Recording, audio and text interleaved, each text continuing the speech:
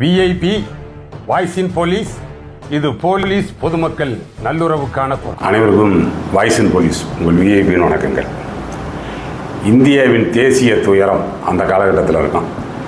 இப்போ கடந்த 22/4/2025 ஜம்மு காஷ்மீர் மாநிலம் பால்காமில் ஒரு அப்பாவி சுற்றுலா பயணிகள் 26 பேர் அவங்க மேலே நடத்தப்பட்ட மிக கொடூரமான மனிதாபிமானமற்ற அந்த பயங்கரவாத தாக்குதலில் 26 பேர் உயிரிழந்திருக்காங்க. அவரது குடும்பத்துக்கு நம்மளுடைய ஆழ்ந்த இரங்கல், நம்மளுடைய கண்ணீர் அஞ்சலி. அப்புறம் இந்த பதிவுக்குள்ளே போவோம். அதாவது கடந்த 4/4/2025 டிஎன்யூஎஸ்ஆர்பி எஸ்ஐ நோட்டிஃபிகேஷன் 1/2025 வெளியிட்டாங்க. அதன்படி 1299 நேரடி சார்பு ஆய்வாளருக்கான தேர்வு. அப்போ அதுக்கு பிறகு அதில் கூட இந்த கல்வி தகுதி வயது தளர்வு கொஞ்சம் கொடுத்துருக்கலாமே, 2024 வெளியிடலையே அப்படின்றதெல்லாம் அடுத்தடுத்து நம்ம பதிவு போட்டிருந்தோம். இந்த கல்வி தகுதி பற்றி குறிப்பிடும்போது முக்கியமாக கடந்த 12/4/2025 அப்போ போட்டிருந்தோம். கல்வி தகுதியில் குளறுபடி, எஸ்ஐ தேர்வு நோட்டிஃபிகேஷன் 2025 தடைகள் பல கடந்த இளைஞர்கள் கனவை சிதைக்கலாமா, அரசுக்கு கோரிக்கைன்னு சொல்லி வச்சுருந்தா. அப்புறம் பசங்களுக்குன்னு சொன்னோம், ஏப்பா இதில் பாதிக்கப்பட்டதாக கருதப்படுறவங்க உடனடியாக நீதிமன்றத்துக்கு போயிருங்க, அது ஒன்று தான் நமக்கான கடைசி புகலிடம். கட்டாயம் உங்களது சாதனை அங்கு போற்றப்படும். நீதிமன்றத்தின் முன்பு, நீதிபதிக்கு முன்பு எடுத்து வச்சோம்னா அது தெரியும். 9வது படிக்காமல் 10வது, 11வது படிக்காமல் நீங்கள் 12வது அப்படின்ட்டு அந்த நோட்டில் கொடுத்துருந்தாங்க. அப்படி படிச்சிருந்தா செல்லாது அப்படின்னு அதெல்லாம் எடுத்து வைப்போம். அந்த 10வது சான்றிதழும் சரி, 12வது சான்றிதழும் சரி, பள்ளி கல்வித்துறை தானே கொடுத்துருக்கு. அதனை தொடர்ந்து அப்படியே வாங்கின யூஜிசி அப்ரூவலான யூனிவர்சிட்டியில் தானே டிகிரி வாங்கியிருக்கோம். அவங்களுக்கு இந்த 10, 12 அதெல்லாம் மேட்ரு இல்லையா அப்படின்ற மாதிரி எடுத்து வைப்போம். நீங்கள் தான் உண்மையான சாதனையாளர்கள் அப்படின்ற அளவுக்கு பெருமைப்படுத்தி நிறையா போட்டிருந்தோம். அதனை தொடர்ந்து உடனடியாக தாமதமின்றி நீதிமன்றத்துக்கு போனாங்க. ஆனால் அந்த நீதிமன்றத்தில் போய் வழக்கு தாக்கல் செஞ்சு நேற்றைக்கு 24/4/2025 மதுரை பெஞ்சு ஹைகோர்ட் ஒரு தீர்ப்பு கொடுத்துருக்காங்க. அப்போ ஹானரபிள் ஜஸ்டிஸ் பட்டு தேவானந்த். அதன்படி நிறையா நம்ம சொன்ன மேட்டர் தான் டிஸ்கஸ் பண்ணியிருக்காங்க. பள்ளிக்கல்வித்துறை தானே கொடுத்தது, யூனிவர்சிட்டி அப்ரூவல் ஆனது தானே, இதற்கு முன்னாடி இருந்தது இல்லாமல் இப்போ என்ன நோட்டு தனியாக சேர்த்துருக்கீங்க அப்படி எல்லாம் சேர்த்துட்டு 3 பேர் சேர்ந்து போட்டிருக்காங்க. அந்த பெட்டிஷனர் 1 கோபால், இன்னொன்று இப்ராஹிம் கலியுல்லா, 3 சுரேஷ், 3 பேர் சேர்ந்து போட்டிருக்காங்க. நல்ல ஆர்டர் கொடுத்துருக்காங்கப்பா, அவங்க தெரிஞ்சுக்கோங்க. ஆனால் அந்த மாதிரியானது எல்லாத்தையும் டிஸ்கஸ் பண்ணிவிட்டு ஆர்டர் அந்த லாஸ்ட் பாரா மட்டும் உங்களுக்கு மெயினாக சொல்லிடுறேன். Accordingly there shall be an interim direction to the second respondent. Second ரெஸ்பாண்டன்ட்னா member secretary TNUSRB, IG member secretary TNUSRB.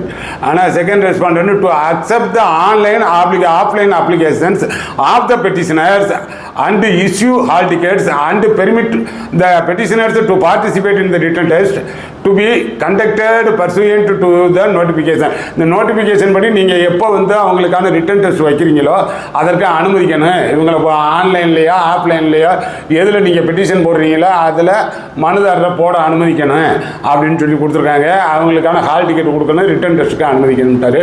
மிக மிக அற்புதமான தீர்ப்பு. அதனால் டிஎன்யூஎஸ்ஆர்பி உடனடியாக அவர்களது வெப்சைட்டில் இந்த வழக்கு நம்பரை குறிப்பிட்டு அஸ்பர் கோர்ட் ஆர்டர் அப்படின்னு சொல்லிட்டு அந்த WP நம்பர் அதிலே கொடுக்குறாங்கல்ல, WMP நம்பர் 8995/2025 இதன்படி கொடுத்துருக்கக்கூடிய இந்த தீர்ப்பை ஹைலைட் பண்ணி அதில் அந்த நோட்டுன்னு காமிச்சிருக்கீங்கல்ல, candidates passed 10th standard directly without studying 9th standard or passed 12th standard directly without studying 11th ஸ்டாண்டர்டுன்னு அந்த வரியை எடுக்கணும். இவர்கள் உடனடியாக அப்ளை பண்ணுறதுக்கு அனுமதிக்கணும். உங்களது லாஸ்ட் டேட்டு சொல்லியிருக்கீங்க பாருங்கள், அதை கொஞ்சம் எக்ஸ்டெண்ட் பண்ணணும். ஏன்னா இவங்களுக்கு இப்போ தான் நீதிமன்ற உத்தரவுப்படி தான் அவங்க வாங்குறாங்க. அதனால் last date of submission of online application 3/5/2025 அது இன்னும் கூட ஒரு 10 நாளைக்கு தள்ளி கொடுக்கணும். முதல்ல இதில் 1 மாதம் கூட இல்லையாங்க. 4ஆம் தேதி அப்ளிகேஷன் டேட் ஆஃப் நோட்டிஃபிகேஷன் வருது. கமென்ஸ்மெண்ட் ஆஃப் ஆன்லைன் அப்ளிகேஷன் 7ஆம் தேதியும் சொல்லியிருக்கீங்க. அதுக்கடுத்து 3/5 முடிச்சிடுறீங்க. அதனால் இன்னும் கொஞ்சம் தள்ளி கொடுக்கணும். அந்த கோரிக்கையை வைக்கிறேன். நல்ல தீர்ப்பு. அதனால் டிஎன்யூஎஸ்ஆர்பி மெம்பர் செக்ரட்டரி அந்த ரெஸ்பாண்டன்ட்டு இதையும் ஆனால் கொஞ்சம் அந்த ஏசி ரூமில் உட்காந்து யோசிச்சோம்னா கொஞ்சம் கோக்குமாக்கா யோசிப்பாங்கல்ல. ஏப்பா அந்த பெட்டிஷனர் 3 பேருக்கு தான் சொல்லியிருக்காங்க, இது காமன் டு ஆளாக நாங்கள் எடுத்துக்கிட முடியாது, அதனால் அந்த 3 பேர் பெட்டிஷனை அவங்க வந்து போடட்டேன், மற்றவங்களுக்கு இது எங்கே காமனாக எங்கே சொல்லியிருக்காங்க அப்படின்னு சொல்லிக்கிட்டு இருக்காம இது மொத்தத்துக்கான பெட்டிஷன் தாங்க, இதுக்குள்ளே டிஸ்கஸ் பண்ணியிருக்கிறது பூராமே மொத்தமாக தான் சொல்லியிருக்காங்க. கடைசியில் இந்த பெட்டிஷனர் கேட்டதுனால கடைசியில் இந்த அக்கார்டிங் டு அப்படின்னு சொல்லி அந்த பெட்டிஷனரை சொல்லி முடிக்கிறாங்க.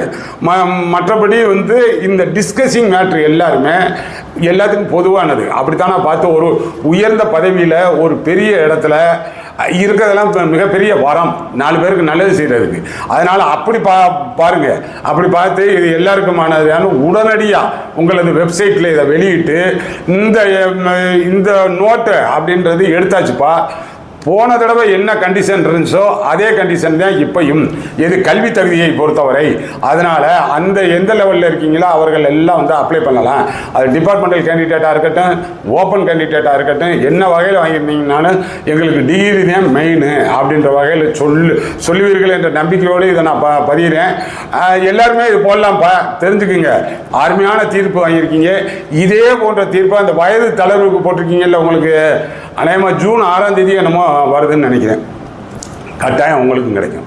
வயது தலைவர் கேட்டுக்கிங்கல்ல, அதில் சொல்லியிருக்கக்கூடிய காரணம் வந்து நல்ல நியாயமான காரணம். 2024 நோட்டிஃபிகேஷன் வரும்னு சொல்லி தன்னை ஒப்பு கொடுத்து டெடிக்கேட்டடாக நாங்கள் படிச்சுக்கிட்டு இருந்தால் இப்போ கிடைக்கல அப்படின்னு சொல்லி கேட்டிருக்கீங்க. அதனால் அருமையான காரணம். இப்போயே வந்திருந்துருக்கணும், ஏன் கொஞ்சம் எப்படி எடுக்காமல் விட்டாங்கன்னு சொல்லி தெரியலை. பரவாயில்ல, அப்புறம் இடையில வெக்கேஷன் வந்துடுது 1 மந்த்து. அதனால் உங்களுக்கு 6/6 போட்டிருக்காங்கன்னு நினைக்கிறேன். 6/6/2025 அதுலேயும் ஒரு நல்ல தீர்ப்பு வரும். அதற்கு பிறகு அந்த அப்ளிகேஷன் டேட்டே முடிஞ்சிருமே அப்படின்னு நினைக்காதீங்க. தனிப்பட்ட வகையில் உங்களுக்கு கூடுதலான கால அவகாசம் கொடுக்கும். அதனால் இது எல்லாமே வந்து டிஎன்யூஎஸ்ஆர்பி தரப்பினுடைய தவறு. அதைத்தான் சுட்டி காட்டி கோர்ட்டுக்கு போகிறேன். வேறு என்ன செய்யுது, கோர்ட்டுக்கு போய் தான் வாங்க வேண்டியது இருக்குது. 2021 முதல்வர் அறிவித்தார், எது இந்த வார ஓய்வு. 5 வருஷம் கழித்து கோர்ட்டுக்கு போகிறாரு.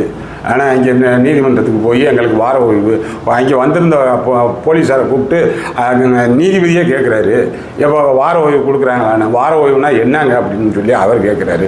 அந்த லட்சணத்தில் தான் நம்ம இருக்கோம். வேறு என்ன செய்யுது, கோர்ட்டு போய் தான் வந்து வாங்க வேண்டியது இருக்குது. அதனால் பார்ப்பேன்.